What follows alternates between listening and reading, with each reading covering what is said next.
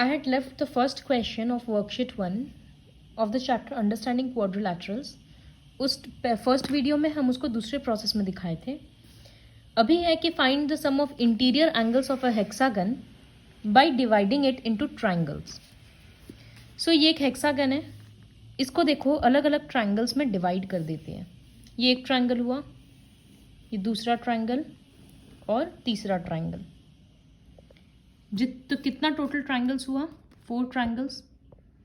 हर triangle के सारे angles को नाम देते हैं 1 2 3. फिर इधर में 4 5 6 7 8 9 10 11 और 12. We know that sum of 3 angles of a triangle is 180 degree.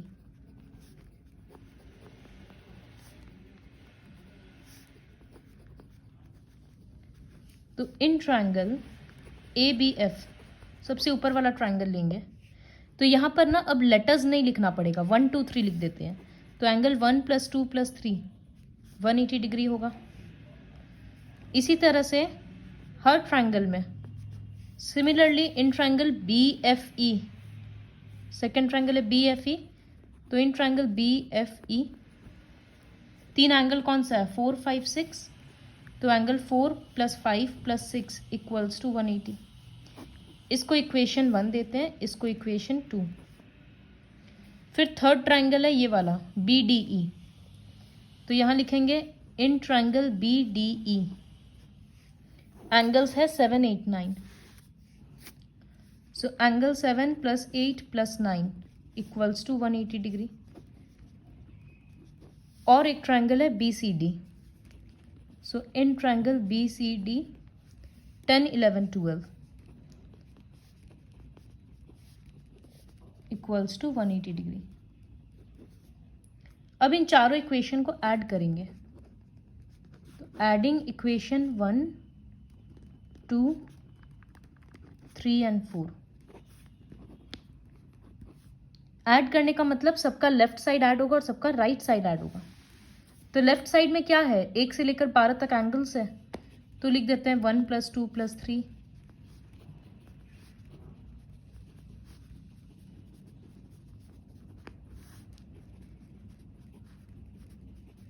और इधर में क्या है? 4 बार 180 है, वो लिख दिया.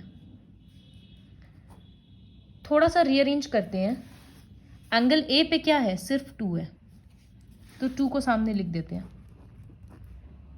फिर बी में कौन कौन सा एंगल बन रहा है? 1 4 7 and 10. तो यहां पर हम लोग 1 4 7 10 को पास में लिखते हैं.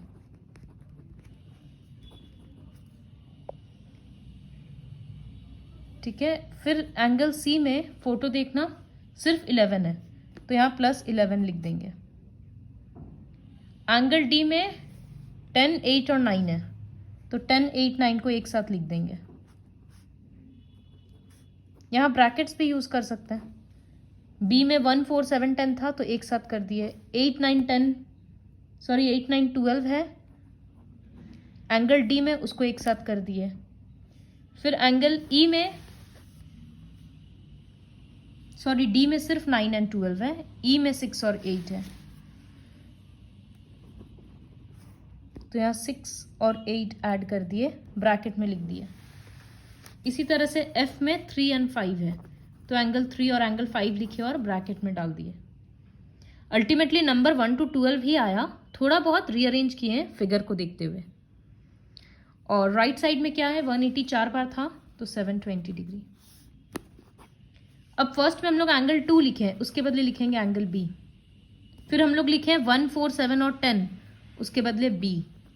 इस तरह से पूरा ऑर्डरली वे में लिख देंगे. Therefore, sum of hexagon, sum of interior angles of a hexagon equals to 720 degree हो गया. ये किसी भी शेप में आ सकता है, पेंटागन का आ सकता है. तो ऐसे पेंटागन ड्रॉ किए, ये एक ट्रायंगल और ये रहा। तो 3 ट्रायंगल है, तीनों के लिए दिखाएंगे और एडिंग 1 2 3 करेंगे। इस तरह से करके करते हैं। इसी का डायरेक्ट फॉर्मूला होता है n-2 इंटू 180 डिग्री। बट जब क्वेश्चन दे देगा that find the sum by dividing it into triangles, तब ये प्रोसेस करना पड़ेगा। लिखना थोड़ा ज़्यादा पड़ता है, अदरवाइज बहुत ईजी है। फिर वर्कशीट 2 का हम क्वेश्चन 9 एंड 10 छोड़े थे, अब वो करते हैं। So question number 9 is quite easy. एक पैरालेलोग्राम का एडजेसेंट साइड्स दे दिया 3:4 में। तो let the common number be x, therefore 2 sides are 3x and 4x। और इसका डायगोनल दे दिया 10 centimetre. You have to find the length of sides, मतलब x का वैल्यू पहले निकालना है। तो यहाँ 90 है, इसका मतलब ADB एक राइट ट्रायंगल है। तो will directly right first question के लिए in right triangle ADB hypotenuse का स्क्वायर मतलब 10 स्क्वायर इक्वल्स टू 3x का स्क्वायर और 4x का स्क्वायर। 10 स्क्वायर के बदले 100, 3x का स्क्वायर मतलब 9x स्क्वायर और 16x स्क्वायर। तो ये हो गया 25x स्क्वायर। पहले 100/25 होगा, तो x स्क्वायर इक्वल्स टू 4, इसका मतलब x होता है स्क्वायर रूट ऑफ 4 2, क्योंकि पावर से 2 हटाने के लिए हम लोग सामने वाले नंबर पे स्क्वायर रूट देते हैं। x 2 आ गया, therefore length of sides are 4x था ना, तो 4 इंटू 2 8 सेंटीमीटर और 3x था तो 6 सेंटीमीटर। पैरालेलोग्राम में तो अपोजिट साइड्स इक्वल होता है ना, तो 8 8 और 6 6 निकल गया। अब चाहिए इसका perimeter. So perimeter of parallelogram equals to 2l plus b ही होता है, क्योंकि दो अपोजिट साइड इक्वल होता है ना, इस वजह से। तो 28 सेंटीमीटर आंसर आएगा। फिर 10th क्वेश्चन है, ABCD एक क्वाड्रिलैटरल है। ये क्वेश्चन सबको लिख लिख के प्रैक्टिस करना पड़ेगा। सो ABCD इज अ क्वाड्रिलैटरल जिसमें AB और CD इक्वल है और AD और BC इक्वल है। प्रूव करना कि ये पैरालेलोग्राम है। तो पैरालेलोग्राम प्रूव करने का मतलब है इक्वल तो दे दिया, अब पैरेलल भी प्रूव करना है। इसके लिए एक डायगोनल को ज्वाइन करेंगे।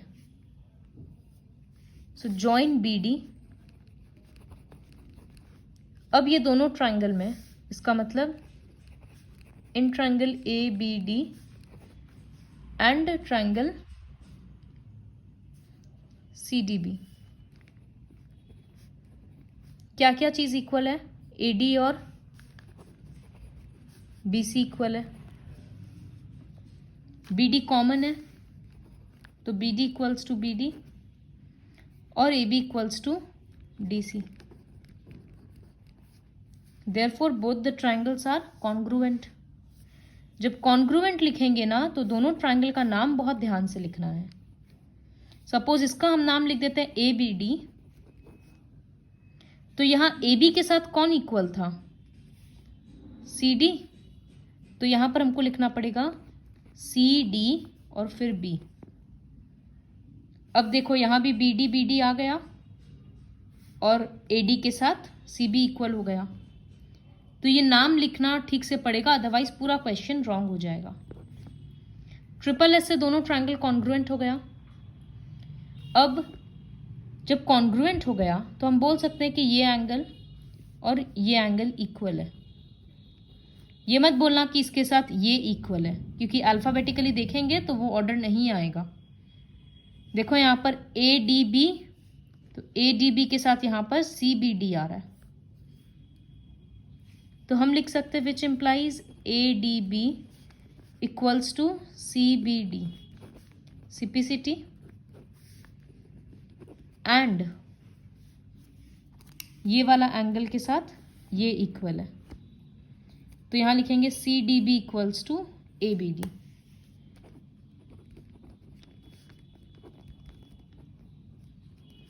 ये भी CPCT, लेकिन ये देखने में क्या बन गया, ऑल्टरनेट एंगल्स का पेयर बन गया ना। तो but they also form a pair of alternate interior angles. Therefore, AB is parallel to CD and AD is parallel to BC. इसका मतलब दोनों अपोजिट साइड्स पैरेलल है क्योंकि ऑल्टरनेट एंगल्स का पेयर बन गया। सो इन quadrilateral ABCD, both the pairs of opposite sides are equal and parallel. दोनों pair equal भी है और पैरेलल भी है। Thus ABCD is a parallelogram. तो इस तरह से ये पैरेललोग्राम प्रूव हो गया। क्वेश्चन बहुत सिंपल है, लेकिन ये जो लिखने का कि ज्वाइन करना होगा BD, फिर ट्रायंगल प्रूव करना है, उसके बाद ऑल्टरनेट किसको लेना है, ये सब जब तक प्रैक्टिस नहीं करेंगे एग्जाम में एक बार में याद नहीं आएगा। So in this video I will teach only these 3 sums.